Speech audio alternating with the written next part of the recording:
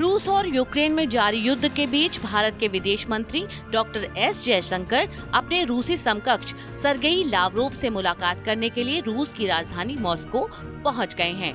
Doctor Jaishankar की रूस यात्रा पर पूरी दुनिया की नजरें टिकी हुई हैं। रूस यूक्रेन युद्ध के बीच जयशंकर की ये यात्रा काफी अहम मानी जा रही है।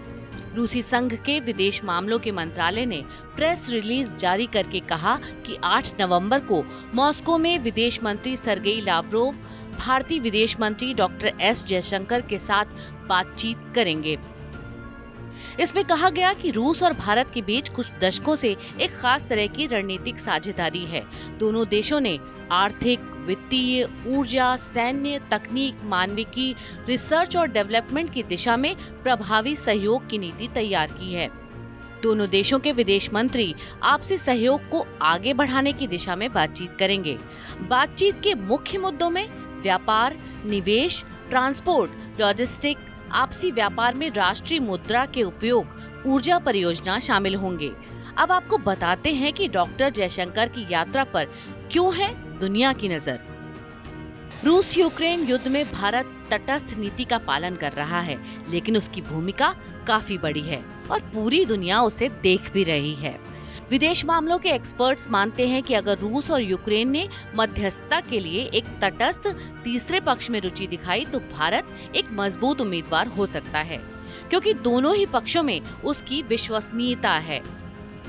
दशकों से भारत पश्चिमी देशों और रूस के साथ अपने संबंधों को संतुलित करके चल रहा है।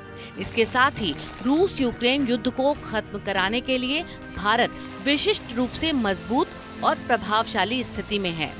रूस का रणनीतिक साझेदार होने के साथ रूस का पुराना और सच्चा दोस्त होने के अलावा विश्व राजनीति में बढ़ती धमक के बूते भारत ने 8 महीने में पुराने संघर्ष की समाप्ति की उम्मीद जगा दी है। इन उम्मीदों के बीच विदेश मंत्री एस जयशंकर 2 दिवसीय रूस के दौरे पर हैं। इस दौरान रूसी विदेश मंत्री सरगेई लावरोव और डिप्टी पीएम व्यापार और उद्योग मंत्री डेनिस मंटुरोव के साथ बातचीत करेंगे। जयशंकर ने इससे पहले आखिरी बार जुलाई 2021 में रूस का दौरा किया था और उसके बाद अप्रैल 2022 में रूसी विदेश मंत्री लावरोव नई दिल्ली आए थे। एस जयशंकर के इस दौरे की अहमियत को इस बात से भी समझा जा सकता है कि कुछ दिनों के अंदर रूसी राष्ट्रपति पुतिन 2 बार भारत के प्रधानमंत्री और भारतीयों की तारीफ कर चुके हैं।